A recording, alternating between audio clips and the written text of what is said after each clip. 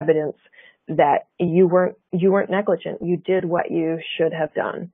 Now, of course, you still want to get insurance because you need to be standing there in court saying, look, I did what a reasonable person would have done to prevent food safety.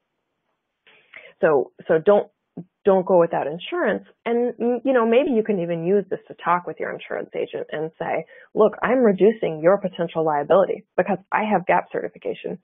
Therefore, I would like you to give me a discount, give me a deal. And you can try to bargain with your insurance agents because I know these costs can get out of hand pretty quickly. And when you're doing things that decrease their liability, try to use that to your advantage. You can also take that approach when talking about on-farm events and, volunteer waivers, worker share agreements. Come to them with everything that you're doing to reduce risk and ask if you can't get a deal because in the end, they're the one that benefits. Would an on-farm class teaching butchering skills or gardening be considered a farm activity for insurance purposes and have liability coverage? Great question.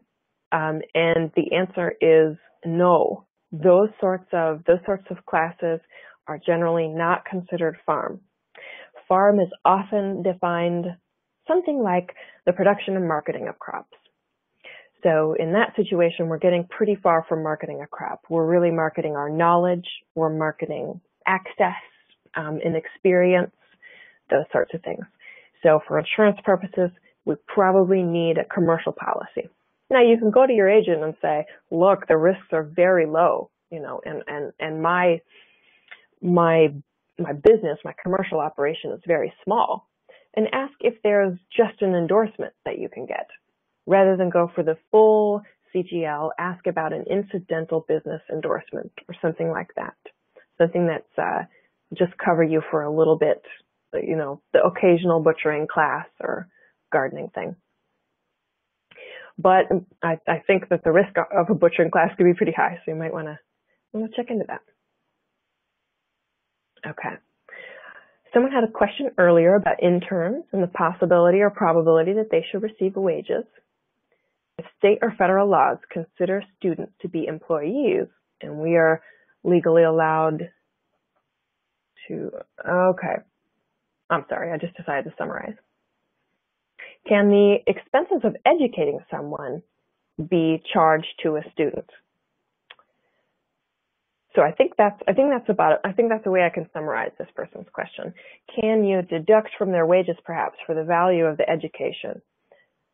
And the answer is no. Education is a part and parcel of all employment positions. So anytime I take a job, if I go work for a box making factory, they have to teach me how to do my job. They have to train me for months and months in how to follow their procedures and make boxes. And they can't deduct from my wages for having educated me about how to do my job. And so the same kind of thing applies in the farming situation.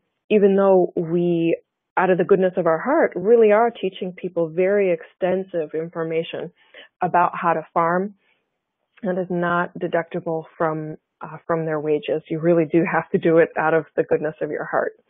And this is a real bummer because there's not a lot of opportunity to learn how to farm.